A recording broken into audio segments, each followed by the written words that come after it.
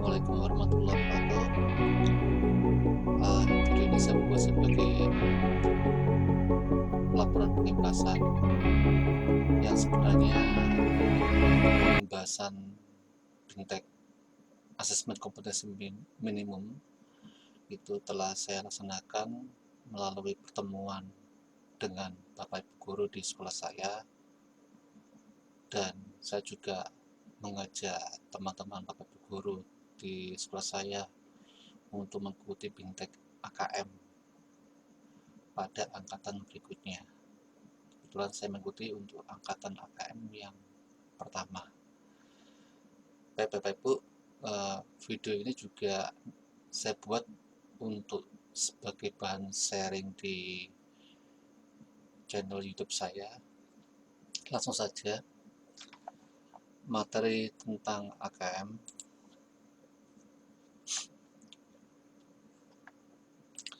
Yang pertama, orientasi guru belajar dari asesmen kompetensi minimum ini adalah untuk menjawab berbagai persoalan guru dalam menghadapi asesmen kompetensi minimum. Di antaranya pertama, berkembangnya miskonsepsi tentang asesmen nasional. Yang kedua, adanya malpraktek pembelajaran dalam melakukan persiapan menghadapi asesmen nasional. Ketiga, guru belum mengetahui cara membaca hasil asesmen nasional. Dan keempat, guru belum memahami bagaimana menindaklanjuti hasil asesmen nasional. Kemudian latar belakang dan kebijakan asesmen nasional. Hal ini didasarkan dari hasil PISA yang membuktikan kemampuan belajar siswa pada pendidikan dasar dan menengah kurang memadai. Pada tahun 2015, sekitar 70% siswa memiliki kompetensi literasi membaca di bawah minimum. Sama halnya dengan keterampilan matematika dan sains, berkisar 71% siswa berada di bawah kompetensi minimum untuk matematika dan 60% siswa di bawah kompetensi minimum untuk keterampilan sains. Dan ini terbukti dengan skor PISA Indonesia stagnan dalam kurun waktu 10-15 tahun terakhir. Indonesia menjadi salah satu negara yang kompetensinya dengan peringkat hasil PISA terendah. Maka daripada itu, asesmen nasional diterapkan untuk mengevaluasi kinerja dan mutu sistem pendidikan. Hasil asesmen nasional tidak memiliki konsekuensi apapun pada pencapaian proses belajar siswa, namun memberikan umpan balik untuk tidak tindak lanjut pembelajaran dan kompetensi siswa. Kemudian apa pentingnya asesmen nasional? Pentingnya asesmen nasional adalah untuk menguasai berbagai kecakapan hidup yang esensial untuk menghadapi berbagai tantangan abad 21. Nah, bagaimana bentuk kecakapan hidup abad 21? Nah, bisa digambarkan seperti ini, yaitu kecakapan belajar dan berinovasi, kecakapan menggunakan teknologi informasi, dan kecakapan hidup untuk bekerja dan berkontribusi pada masyarakat. Hal ini juga nanti ditunjang dengan adanya profil pelajar Pancasila. Apa saja itu profil pelajar Pancasila? Di sini ada 6 profil. Yang pertama, beriman dan bertakwa kepada Tuhan Yang Maha Esa serta berakhlak mulia. 2, berkebinekaan global. 3, mandiri. 4, bernalar kritis. 5, kreatif. Dan 6, gotong royong. Bisa digambarkan profil pelajar Pancasila dalam bentuk gambar skema seperti ini, ya. Kemudian di samping itu, kompetensi siswa, nah ini yang diharapkan pada skema kompetensi siswa, ada kesinambungan antara kecakapan hidup abad 21 dan profil pelajar Pancasila yang terukur melalui asesmen nasional berupa asesmen kompetensi minimal atau AKM, kemudian survei karakter dan survei lingkungan belajar. Di samping itu kami juga mendapatkan pembelajaran pada seri AKM ini, yaitu tentang teknis pelaksanaan asesmen nasional, kemudian butir soal asesmen literasi membaca, dan butir soal asesmen numerasi. Yang masing-masing itu nanti akan disesuaikan dengan level pola berpikir peserta didik kita. Nah, itu secara umum garis besar gambaran dari hasil BIMTEK asesmen kompetensi minimum. Nah, imbas yang saya sampaikan kepada Bapak Ibu Guru melalui video berikut ini. Terima kasih. Assalamualaikum warahmatullahi wabarakatuh.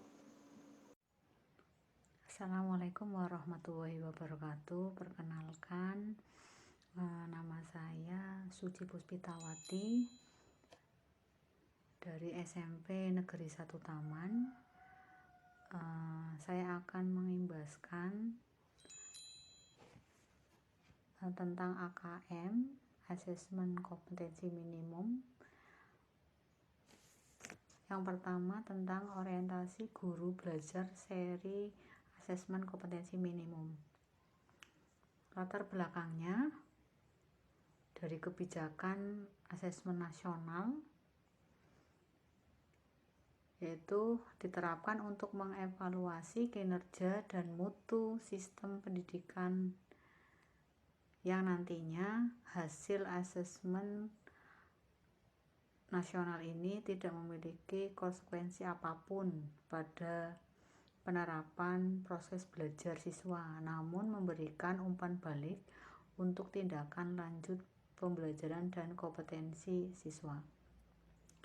Pentingnya asesmen nasional, yang pertama untuk menuntut siswa menguasai berbagai kecakapan hidup abad 2001.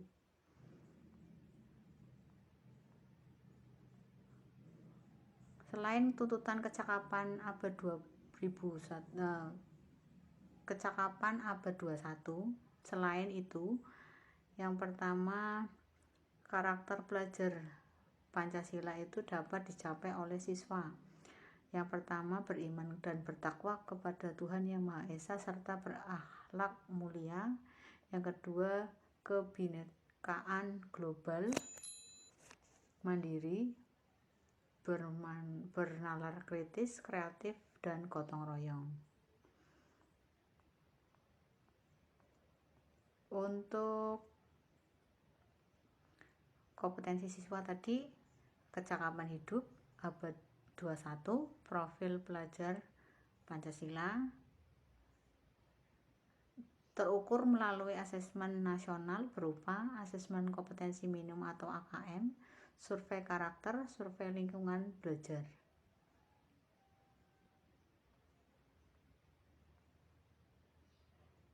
Tujuan dan manfaat asesmen nasional, yang pertama menghasilkan informasi untuk memantau perkembangan mutu dari waktu ke waktu, kesenjangan antara bagian di dalam sistem pendidikan,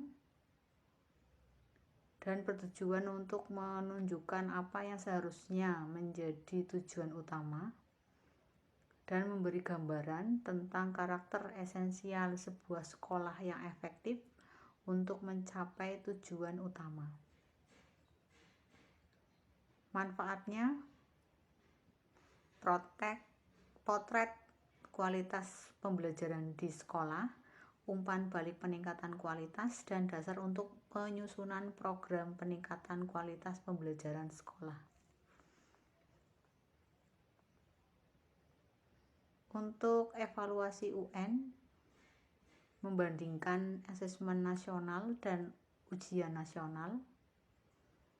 Yang pertama, kalau UN itu hanya mengukur kemampuan kognitif siswa.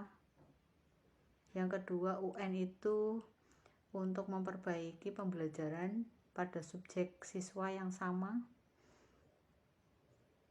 Yang ketiga, UN itu kurang optimal sebagai alat untuk mengevaluasi mutu pendidikan secara nasional.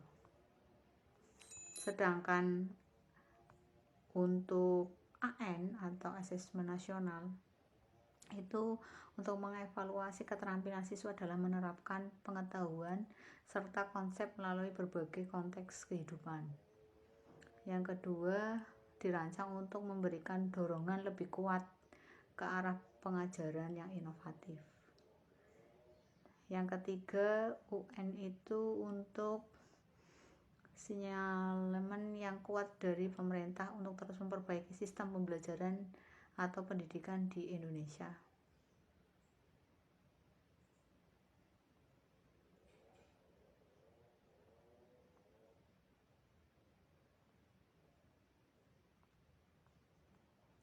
Perbandingan asesmen nasional dengan ujian nasional yang tadi sudah dijelaskan. Tujuan pelaksanaannya untuk mengevaluasi mutu keterkaitan sistem satuan pendidikan itu kalau asesmen nasional, kalau ujian nasional itu hanya untuk mengevaluasi capaian hasil belajar murid secara individu. Yang kedua, jenjang penilaiannya. Untuk asesmen nasional dari SD sampai ke program kesetaraan jenjang dasar dan menengah. Ujian nasional hanya untuk SMP, SMA, dan SMK. Levelnya dari kalau asesmen nasional itu kelas 5, 8, dan 11. Untuk ujian nasional tingkat akhir pada tiap jenjang. Subjek siswa kalau asesmen nasional itu dipilih secara acak. Kalau ujian nasional itu hanya semua, ya bukan hanya tapi semua siswa mengikuti ujian nasional. Model soalnya dari pilihan ganda menjodohkan isian singkat atau uraian. Tapi kalau ujian nasional hanya pilihan ganda saja. Sasaran penilaian kompetensi literasi, numerasi, dan karakter, serta kualitas dan iklim satuan pendidikan yang mendukung pembelajaran itu kalau asesmen nasional. Tapi kalau ujian nasional itu penguasaannya terhadap mata pelajaran. Dan metode penilaiannya untuk AN itu menggunakan MSAT. Tapi kalau untuk UN itu CBT dan PBT. Begitu juga numerasi. Hasilnya nanti ada perlu intervensi khusus, dasar, cakap, dan mahir.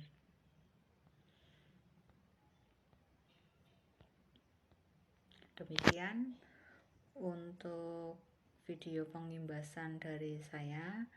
Wassalamualaikum warahmatullahi wabarakatuh.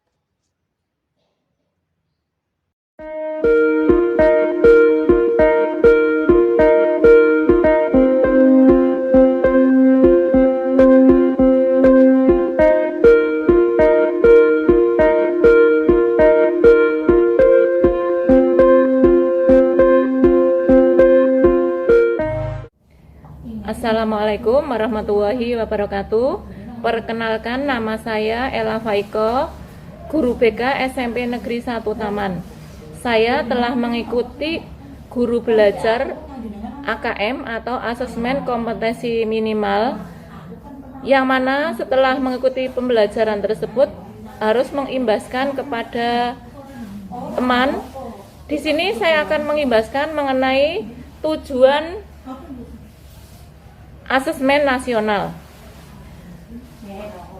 Dulu sekolah mengadakan ujian nasional, namun sekarang diubah dengan asesmen nasional. Mengapa diubah? Di sini ada tujuannya. Tujuan perubahan ujian nasional ke asesmen nasional yaitu merupakan upaya untuk memperbaiki kualitas pendidikan nasional secara menyeluruh. Asesmen nasional dirancang untuk menghasilkan informasi akurat untuk memperbaiki kualitas belajar mengajar. Adapun tujuan AN yaitu yang pertama menginformasikan untuk memantau perkembangan mutu dari waktu ke waktu. Di sini mutu sekolah dari waktu ke waktu itu bisa dilihat dengan adanya AN. Yang kedua, menghindari adanya kesenjangan antar bagian di dalam sistem pendidikan. Di sini misalnya kesenjangan antara kelompok sosial ekonomi di satuan wilayah antara sekolah negeri dan swasta. Jadi diharapkan antara sosial ekonomi yang ekonomi lemah dengan yang ekonomi tinggi tidak ada kesenjangan. Diharapkan dengan adanya AN yang akan terlihat adalah kualitas daripada hasil belajar tersebut.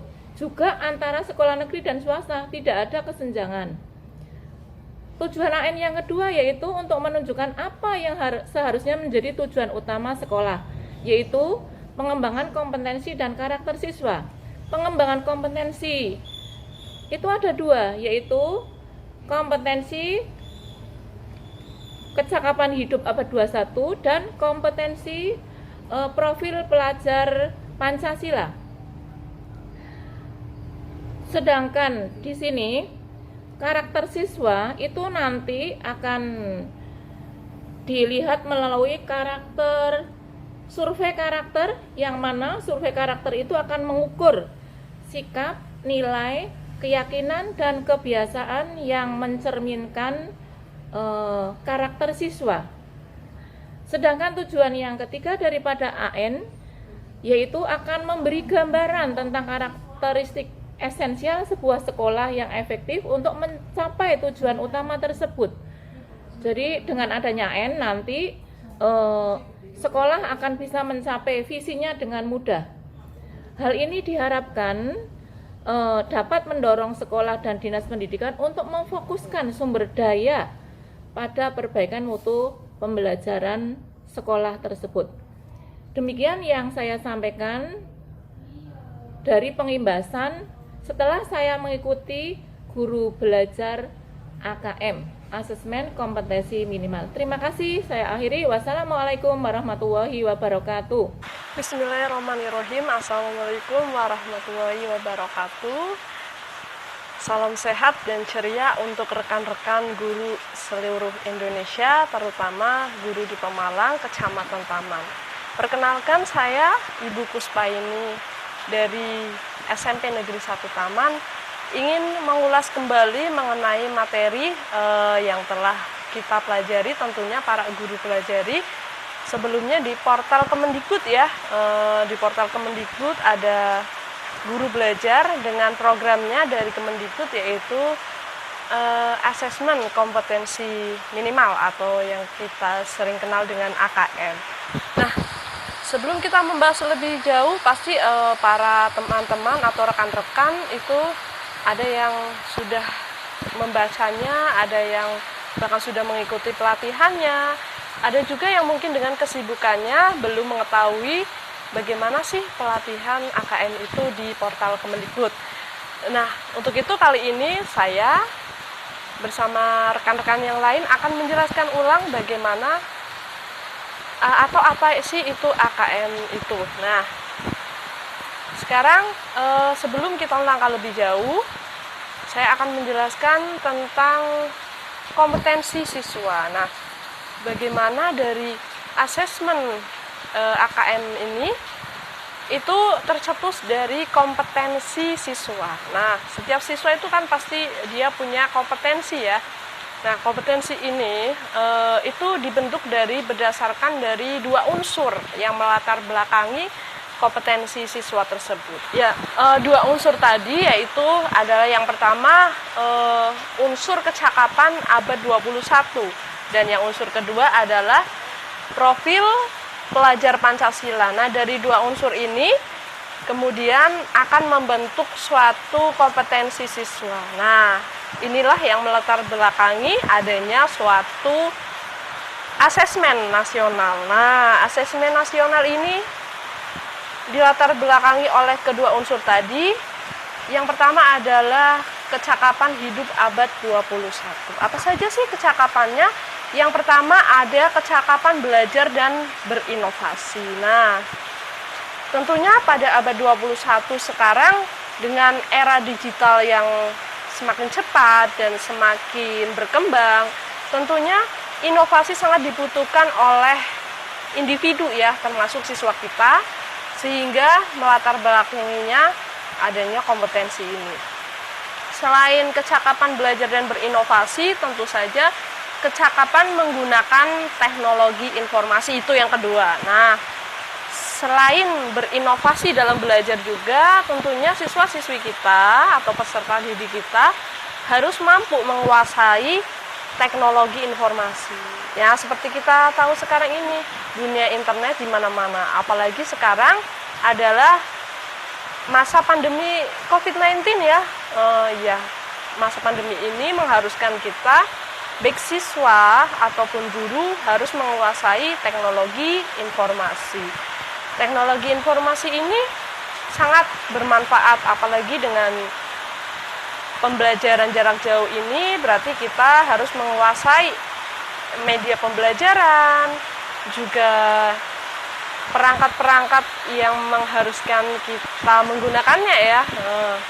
Terus poin yang ketiga, ada kecakapan hidup, bekerja, dan berkarya pada masyarakat. Nah, selain kedua unsur tadi, poin yang ketiga ini juga termasuk penting karena nantinya peserta didik akan terjun ke masyarakat setelah lulus nantinya.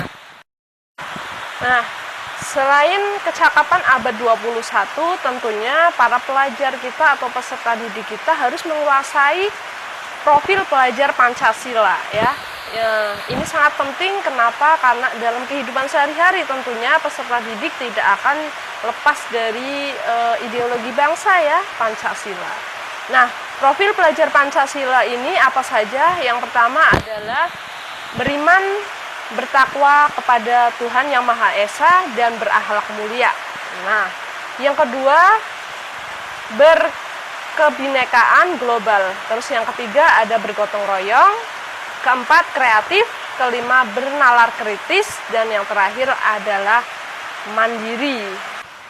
Dari kedua unsur tadi, tentu saja itu akan membentuk suatu kompetensi siswa yang akan diukur melalui asesmen nasional. AN ini ada 3 kategori. Yang kategori pertama adalah asesmen kompetensi minimal atau yang sering disingkat dengan AKM. AKM ini juga di dalamnya memuat tentang literasi dan juga numerasi. Terus yang kedua adalah survei karakter. Nah, survei karakter ini bertujuan untuk kita mengetahui bagaimana karakter peserta didik kita. Terus yang ketiga adalah survei lingkungan belajar. Bagaimana lingkungan belajar ini dapat mensukseskan kegiatan belajar peserta didik. Sedikit informasi tentang asesmen nasional dari saya. Sekian. Wassalamualaikum warahmatullahi wabarakatuh. Assalamualaikum warahmatullahi wabarakatuh. Saya Ibu Ria Diantika, Guru Mapel PPKN dari SMP Negeri 1 Taman. Saya telah mengikuti program kegiatan AKM 2021 dan saya akan menjelaskan antara perbedaan AN dan UN. 1. Tujuan penyelenggaraan asesmen nasional dan ujian nasional tidak sama seperti yang telah dijelaskan pada topik dan aktivitas sebelumnya. Asesmen nasional bertujuan untuk mengevaluasi mutu sistem pendidikan di Indonesia, sedangkan UN bertujuan untuk mengevaluasi capaian hasil belajar siswa secara individu. AN diberlakukan untuk semua jenjang pendidikan dasar, menengah, pertama, dan pendidikan menengah atas. Asesmen nasional tidak diselenggarakan pada akhir jenjang pendidikan sebagaimana ujian nasional, melainkan di tengah jenjang pendidikan yaitu kelas 5, 8, dan kelas 11. Hal ini dilakukan untuk mendorong guru dan sekolah melakukan tindak lanjut perbaikan dan pembelajaran setelah mendapatkan hasil asesmen nasional. Pada pelaksanaannya, Asesmen nasional diselenggarakan pada akhir jenjang pendidikan nasional. Sedangkan ujian nasional dilaksanakan oleh semua siswa di seluruh Indonesia dan wajib mengikutinya. Model soal asesmen yang diberikan dalam AN lebih bervariasi, bukan sekedar pilihan ganda dan uraian singkat sebagaimana yang diberikan dalam UN. Salah satu komponen hasil murid yang diukur pada asesmen nasional adalah literasi membaca dan numerasi. Asesmen ini disebut sebagai asesmen kompetensi minimum AKM karena mengukur kompetensi mendasar atau minimum yang diberlakukan individu untuk dapat hidup secara produktif di masyarakat.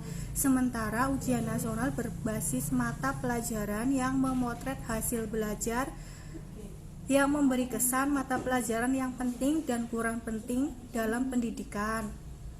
Selanjutnya, metode penilaian asesmen nasional dan ujian nasional pun berbeda meskipun keduanya berbasis komputer. Asesmen nasional menggunakan metode penilaian Computerized Multistage Adaptive Testing atau biasa disingkat MSAT, yaitu metode penilaian yang mengadopsi tes adaptif, di mana setiap siswa dapat melakukan tes sesuai level kompetensinya. Berikut adalah perbedaan antara asesmen nasional dan ujian nasional.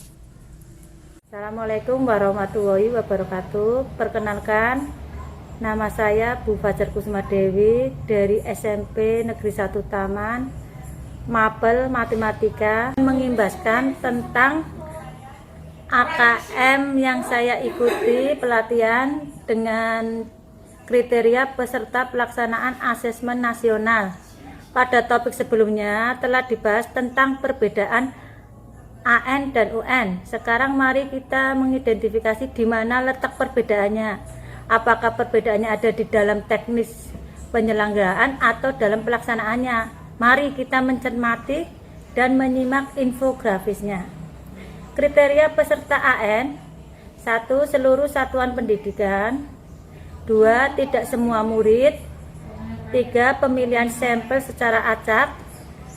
4. Diambil dari kelas 5, 8, 11. Yang terakhir adalah setiap peserta mengerjakan tes literasi membaca, tes literasi numerasi, survei karakter, dan survei lingkungan belajar. Asesmen nasional akan diikuti oleh seluruh satuan pendidikan tingkat dasar dan menengah di Indonesia, serta program kesetaraan yang dikelola oleh PKBM.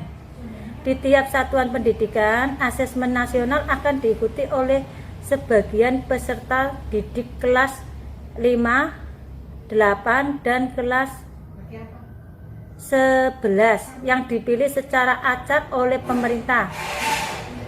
Untuk program kesetaraan, asesmen nasional akan diikuti oleh seluruh peserta didik yang berada pada tahap akhir tingkat 2, tingkat 4, dan tingkat 6 program kesetaraan. Mengapa asesmen nasional hanya diikuti oleh sebagian siswa? Hal ini terkait dengan tujuan dan fungsi asesmen nasional.